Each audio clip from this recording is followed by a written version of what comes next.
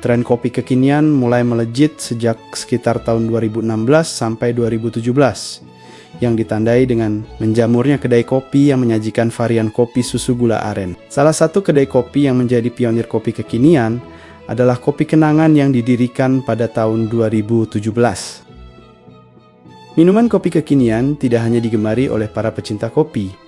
Anak-anak muda yang sebelumnya tidak terlalu akrab dengan rasa kopi pahit mulai menikmati minuman ini. Seiring berjalannya waktu, budaya ngopi tumbuh dan menjadi gaya hidup masyarakat.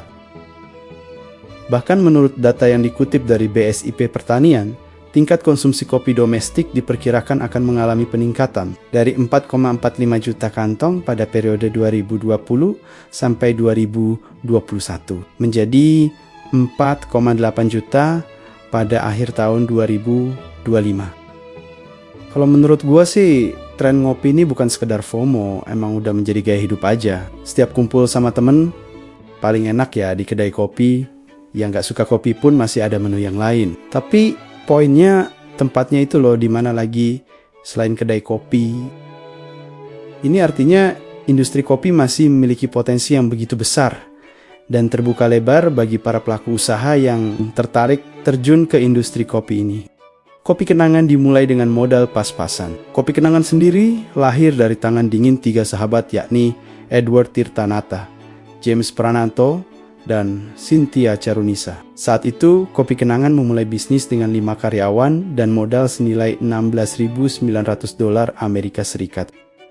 Berangkat dari misi ingin menyebarkan kecintaan mereka terhadap kopi Indonesia ke seluruh dunia, ketiga sahabat ini memulai bisnis mereka di lapak berukuran mini yang hanya seluas 12 meter saja di Menara Standard Chartered, Jakarta Selatan pada tahun 2017.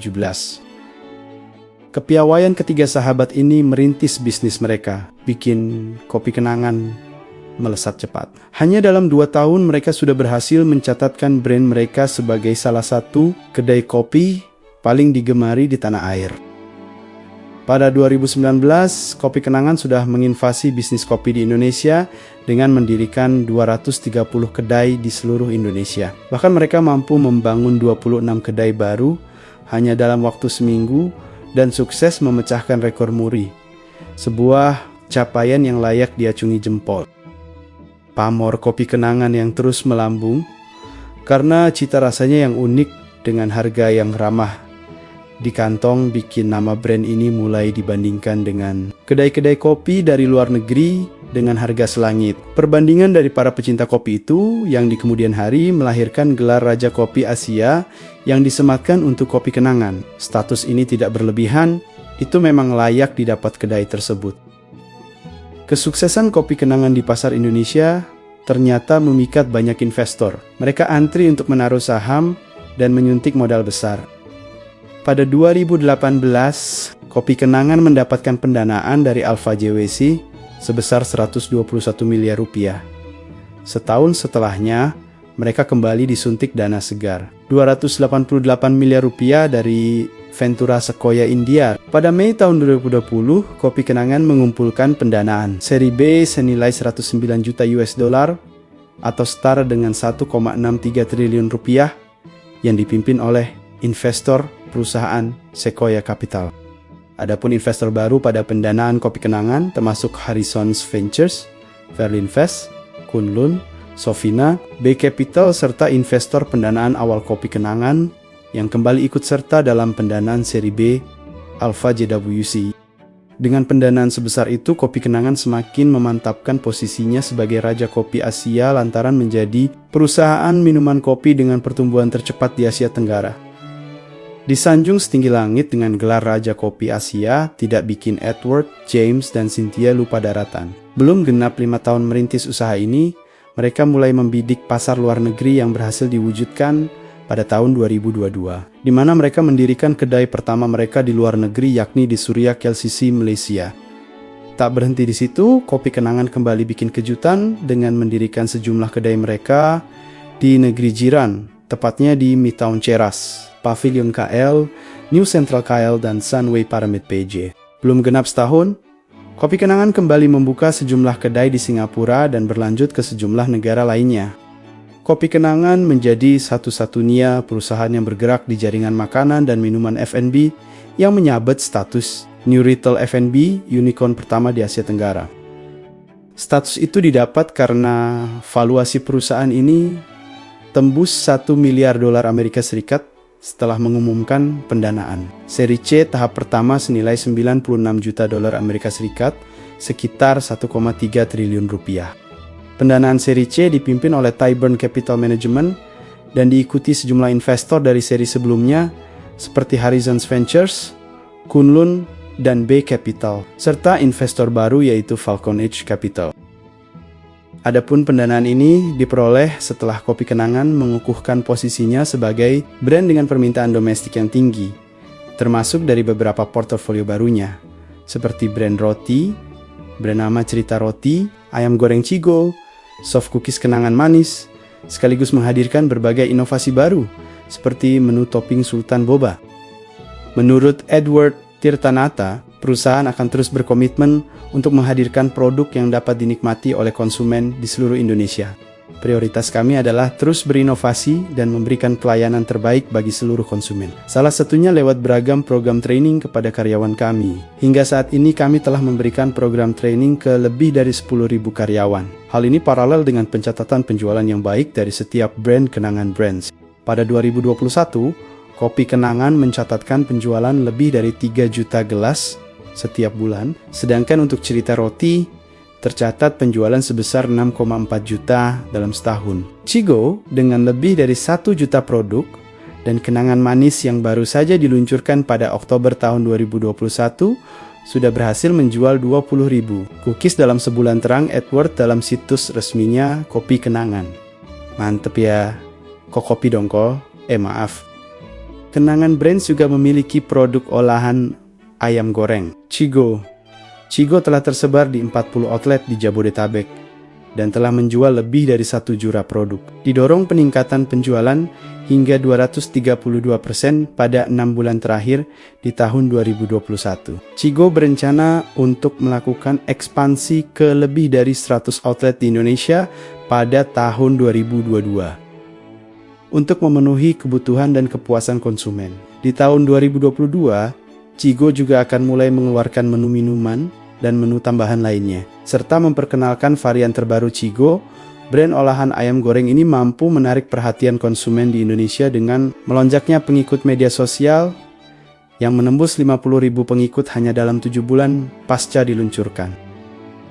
Memasuki tahun ke-7 kehadirannya di Indonesia, Kopi Kenangan telah mencatatkan kinerja positif. Penjualan Kopi Kenangan mengalami kenaikan sebesar 27% pada kuartal kedua 2024 jika dibandingkan periode yang sama tahun sebelumnya. Pada Q2 2024, Kopi Kenangan juga berhasil mencatatkan EBITDA margin sebesar 23% dan margin keuntungan bersih sebesar 5%.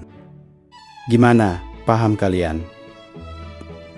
Tidak hanya itu, Kopi Kenangan juga berhasil meraih performa penjualan produk baru tertinggi di tahun 2023 dan 2024 melalui rangkaian produk dari Matcha Series yang sukses terjual lebih dari 940.000 gelas hanya dalam waktu 2 bulan dan rangkaian produk Orange Series yang sudah terjual lebih dari 890.000 gelas dalam waktu 2 bulan.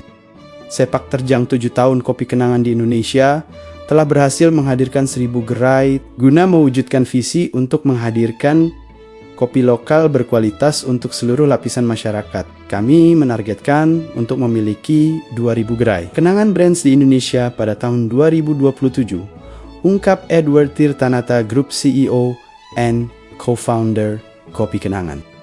Lebih jauh ia menjelaskan, kinerja positif itu juga dikontribusi oleh in-house digital atau penjualan dari aplikasi Kopi Kenangan.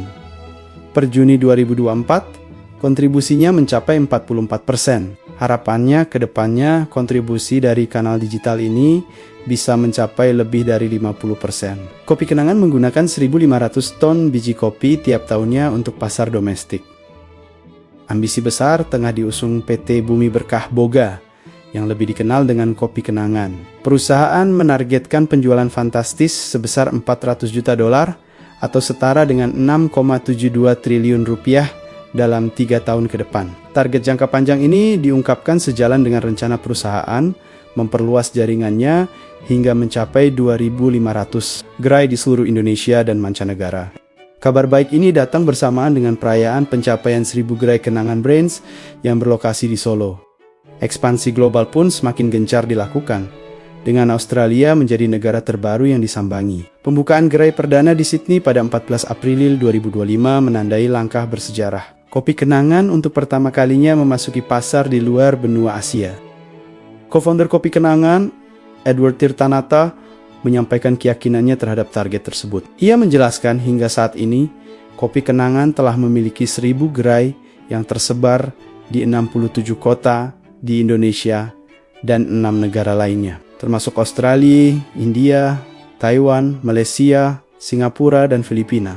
Kami percaya bahwa sampai akhir tahun akan ada 7 negara dan kami akan memiliki lebih dari 100 toko di luar Indonesia, ujarnya.